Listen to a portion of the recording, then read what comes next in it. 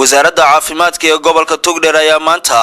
munaasabad ballaaran oo ku tacalluqda xuska maalinta faraxalka adduunka oo ay ku qabatay dugsiga Sheekh Ibraahin ayaa waxa uu ahaa mid guud ahaanba ay ka soo qayb galeen ardayda dugsigaasi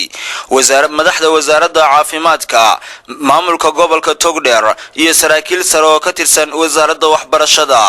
munaasabadan ayaa ugu horeyntii waxa lagu soo bandhigay wacyigelin ku tacalluqda muhiimadda uu leeyahay faraxalku iyadoo ay hagaayeen waaxda wacyigelinta ee ururka wadaniga ah ee Afayoko waxaana ay si dareen loo soo bandhigeen fantastiyo ka turjumaya muhiimadda uu leeyahay faraxalku.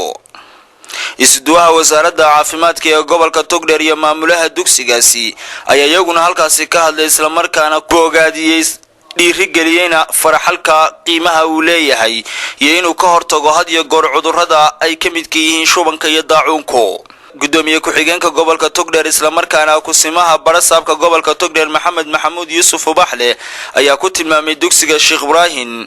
mid had iyo goor ka qayb qaata horumarka iyo dhiirigelinta barnaamijyada bulshada lagu badbaadinayo. munaasabadaasi ay hageysay wasaaradda caafimaadku ee ku tacalluqday xuska faraxalka adduunka intii ay socotay waxa uu halka maamulaha dugsigaasi Cabdiraxmaan Axmed Cawad uu ku soo bandhigay in dugsigiisu yahay kii u horeeyay ku dhawaaqa lacag xaddigeedu dhan yahay $3,500 oo ay ardayda dugsigaasi ka soo ururiyeen saacahooda oo ay ugu tala galeen in ay kaga qayb qaataan dhismaha wadada Ceerigaabo oo qarankan u baahan yahay isla markaana ay kala midaysan yihiin guud ahaanba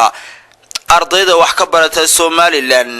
ay gacanta ku hayso wasaaradda waxbarashada iyo tacliinta sare ee Somaliland. Cabdi Sattar Sabri iyo Cabsaaq Farax Cabdilaahi TV-ga qaranka Somaliland Burco.